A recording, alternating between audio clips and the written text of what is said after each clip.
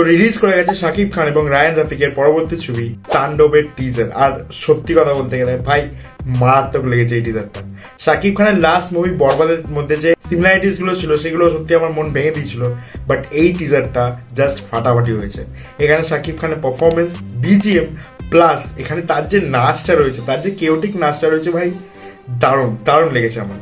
তো বোঝা যাচ্ছে এখানে শাকিব খানের ক্যারেক্টারটা যে রয়েছে সে সরকারের দ্বারা কোনোভাবে বিট্রেড হয়েছে এবং তারপরে সে একটা ওয়েদার পডকাস্টের চ্যানেলকে হোস্টেজ করে নিচ্ছে এবং সেইখানে সবাইকে বাঁচাতে আসছে জয়া আপু। ইয়েস, এবং তাদের মধ্যে কোনো রকম যদি লাভের অ্যাঙ্গেল দেখিয়ে দেয় তো ভালো, নাহলে নাও দেখতে পারবে। তো এটা একটা hostess dramatic revenge action movie হতে চলেছে আর আমার দারুণ লেগেছে। And I am very much waited for this movie. যখনই আসবে ইন্ডিয়াতে আমি দেখবো ভাই, মারাত্মক লেগেছে। বাকি তোমাদের এই টিজারটার মধ্যে কি খারাপ লেগেছে কি ভালো লেগেছে কমেন্টে জানাতে ভুলো না। দেখা হচ্ছে খুব তাড়াতাড়ি নতুন একটি ভিডিওতে। পিস।